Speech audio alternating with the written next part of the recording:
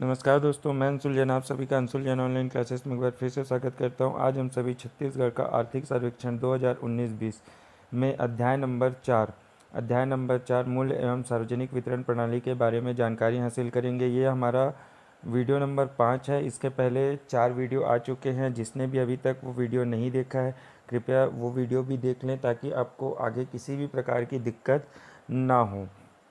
अगर आपको वीडियो अच्छा लगता है तो इसे अपने दोस्तों के साथ ज़रूर शेयर कीजिएगा और लाइक भी कीजिएगा, तथा जो हमारे चैनल से अभी नए जुड़ रहे हैं कृपया हमारे चैनल को सब्सक्राइब कर लीजिए तथा बेल आइकॉन पर क्लिक कर दीजिए, जिससे आने वाले वीडियोस के नोटिफिकेशन आपको मिलते रहें। तो चलिए हम आज अपना लेक्चर स्टार्ट करते हैं और देखते हैं मूल्य एवं सार्वजनिक वितरण प्रणाली। इसके अंतर्गत बहुत सारी चीज़ें आएंगी, जैसे योजना आएंगी, चावल उत्सव आएगा, उपभोक्ता मूल्य सूचकांक आएगा। ये बहुत सारी चीज़ें हैं जो एग्ज़ाम में पूछने योग्य है, तो उन सभी चीज़ों को हम इसमें आज डिस्कस करने वाले हैं।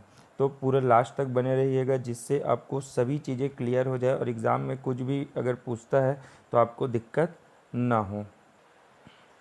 तो दोस्तों, ये है अध्याय नंबर 4 मूल्य एवं सार्वजनिक वितरण प्रणाली। इसमें जो सबसे मुख्य बिंदु है, वो मैंने ऊपर लिख दिए हैं। तो मुख्य बिंदु में जो सबसे पहला है कि वर्तमान में 65,183 परिवारों को राशन कार्ड जारी किया जा चुका है। आपको ये याद रखना है कितने, कभी कभी ऐसा पूछ देता है कभी कभी, तो उन चीज़ों को याद रखना है कि कितने राशन कार्ड अभी तक जारी किए जा चुके हैं। 65,183 राशन कार्ड अभी तक जारी किए जा चुके हैं। इसके बाद जो सेकेंड मुख्य बिंदु है उसमें है वर्ष 2019-20 में धान सामान्य एवं धान ग्रेड ए के समर्थन मूल्य क्रमशः 1815 एवं 1835 केंद्र सरकार द्वारा घोषित किया गया है। जैसा कि आप सभी जानते हैं कि यहाँ पे जो धान की खरीदी वो 2500 रुपये में हो रही है छत्तीसगढ़ में, लेकिन जो केंद्र सरकार ने समर्थन मूल्य घोषित किया है, एग्ज़ाम में हमको वही पूछा जाएगा।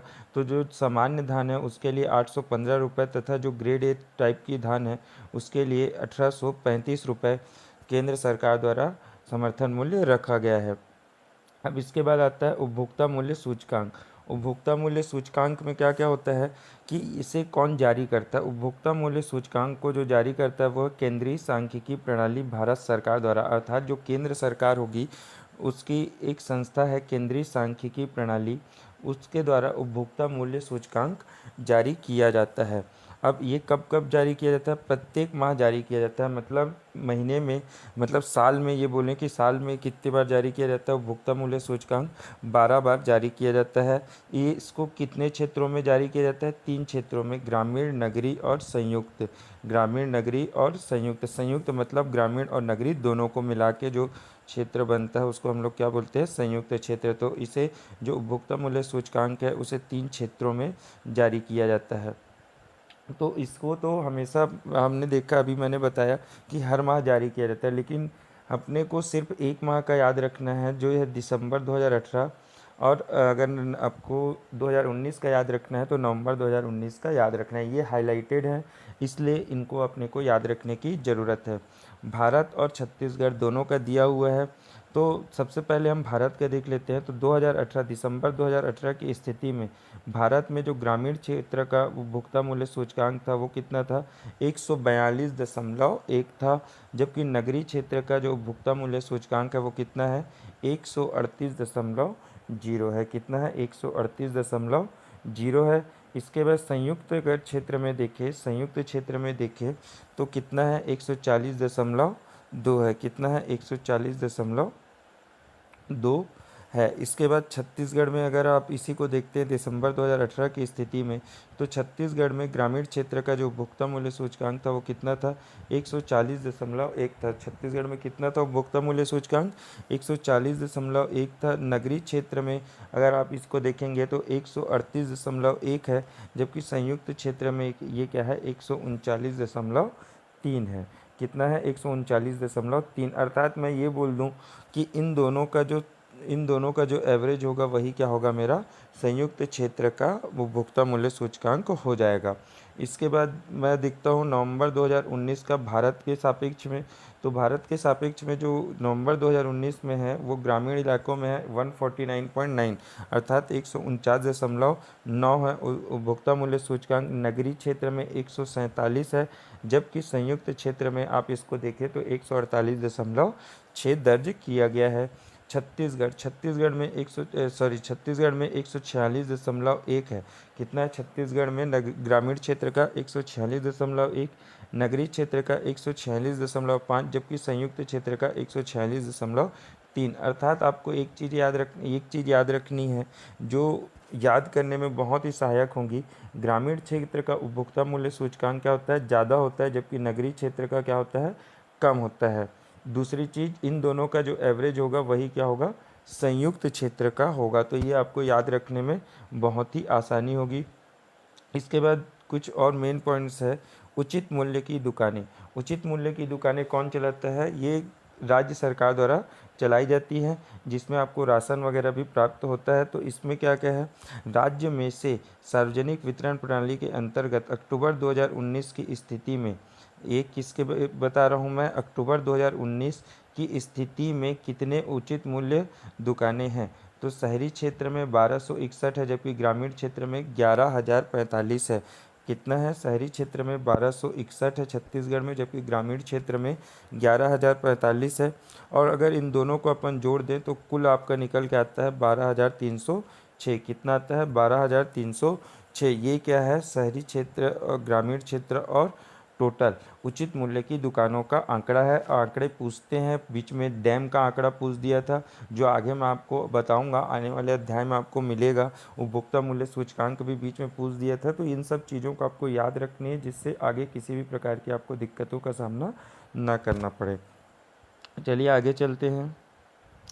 सार्वभौम सार्वभौम सार्वजनिक वितरण प्रणाली। सार्वभौम सार्वजनिक वितरण प्रणाली, इसे अभी अभी चालू किया गया है, इसलिए इसको याद रखना बहुत ज़्यादा अपने लिए बेनिफिशियल होगा, क्योंकि ये एग्ज़ाम में पूछने योग्य है। इसका जो सबसे पहला उद्देश्य देख लेते हैं। सार्वभौम सार्वजनिक वितरण प्रणाली का जो उद्देश्य है, राज्य के सभी परिवारों को खाद्य सुरक्षा मुहैया कराना। अर्थात क्या बोल रहा है, खाद्य सुरक्षा, खाने की सामग्रियाँ, खाद्य सुरक्षा सभी परिवारों को मुहैया कराना। इसमें गरीब अमीर कुछ नहीं देख रहे हैं, इसमें क्या लिखा है, राज्य के सभी परिवारों को खाद्य सुरक्षा मुहैया कराना। अब इसकी शुरुआत कब हुई थी? इसकी शुरुआत हुई थी गांधी जयंती के दिन 2 अक्टूबर 2019 से इसका शुभारंभ किया गया था। कब से किया गया था?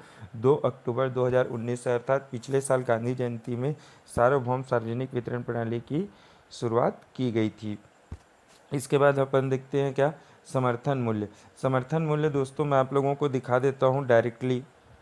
ये समर्थन मूल्य की पूरी लिस्ट है, अगर आप चाहें तो इसका स्क्रीनशॉट भी ले सकते हैं। धान सामान्य आपका बता दिया था, धान सामान्य का कितना था 2019-20 में?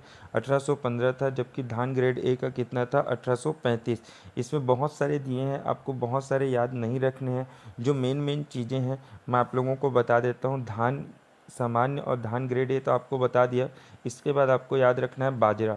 बाजरा को जो समर्थन मूल्य है वो कितना है? बाजरा का समर्थन मूल्य 2,000 रुपये था, जबकि मक्का का समर्थन मूल्य जो है वो 1,700 रुपये है। मक्का का समर्थन मूल्य कितना है? 1,760 रुपये दिया गया है।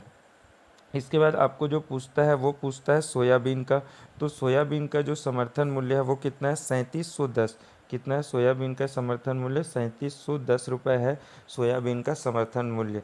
आपको इन सब चीज़ों को याद रखना है, बस इतने ही याद रख लिए। धान ग्रेड ए, धान सामान्य, बाजरा, मक्का और सोयाबीन। अगर आप ये 5 भी याद रख लेते हैं तो एग्ज़ाम में इससे बाहर के क्वेश्चन आपको नहीं पूछे जाएंगे। साथ ही आप एक काम कीजिएगा, 2018-19 का समर्थन मूल्य भी याद कर लीजिएगा। तो इससे क्या होगा, आपको एक चीज़ पूछता है कि धान के समर्थन मूल्य में कितना अंतर आया 2018-19 से, पिछले या फिर 2000 पिछले वर्ष की तुलना में कितना अंतर आया। तो आपको ये याद रखना है 1815 माइनस 1750। 1815 माइनस 1750, ये दोनों को जब आप घटा देंगे तो यही आपका क्या होगा, अंतर आपको मिल जाएगा, अर्थात 65 रुपये का अंतर आपको प्राप्त हुआ।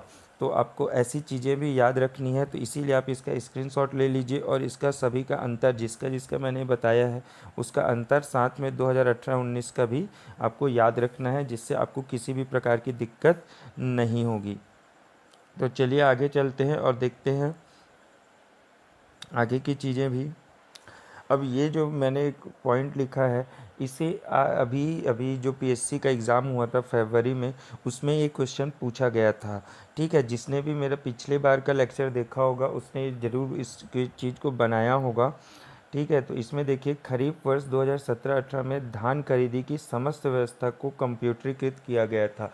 तो अभी जो पीएससी में क्वेश्चन आया था कि धान खरीदी की जो व्यवस्था है उसको कब कंप्यूटरीकृत किया गया था, तो आपको याद रखना है कब किया गया था। 2007-8 में इसे कंप्यूटरीकृत किया गया था। हमको पता नहीं चलता, लेकिन आर्थिक सर्वेक्षण से हर बार कम से कम 15 से 18 क्वेश्चन पूछे जाते हैं। हमको लगता है कि ये कहीं और से पूछा गया, लेकिन ऐसा नहीं होता, ये आर्थिक सर्वेक्षण के ही क्वेश्चन रहते हैं। वर्तमान में 2047 धान खरीदी केंद्र कंप्यूटरीकृत है। अब अगला क्वेश्चन ये बन सकता है, अभी इस बार ये पूछा था कि कब कंप्यूटरीकृत किया गया था।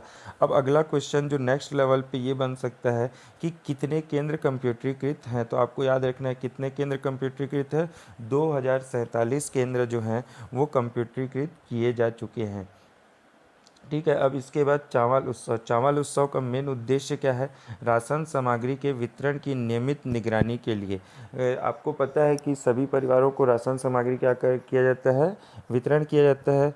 तो उसकी निश्चित निगरानी के लिए चावल उत्सव मनाया जाता है। इसकी शुरुआत कब हुई थी, फरवरी 2008 से इसकी शुरुआत हुई थी। तो अभी मैंने आपको जो बताया, ठीक है, कंप्यूटरीकृत, उसके नेक्स्ट लेवल का क्वेश्चन ये भी बन सकता है कि चावल उत्सव का प्रारंभ कब से किया गया। तो चावल उत्सव का प्रारंभ किया गया फरवरी 2008 से। इसके बाद जो इसको कब कब मनाया जाता है, चावल उत्सव को कब मनाया जाता है। चावल उत्सव को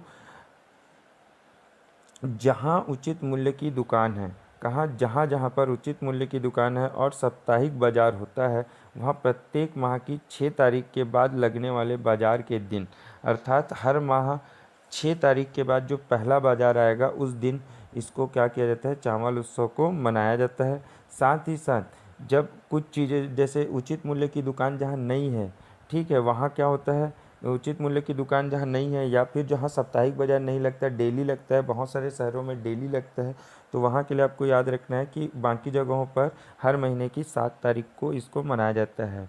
ठीक है, जहाँ उचित मूल्य की दुकान है और जहाँ साप्ताहिक बाजार लगता है वहाँ पर कैसे मनाया जाता है, वहाँ पर मनाया जाता है हर माह की 6 तारीख के बाद वाले पहले बाजार में, और बाकी जगहों पर 7 तारीख को इसे मनाया जाता है।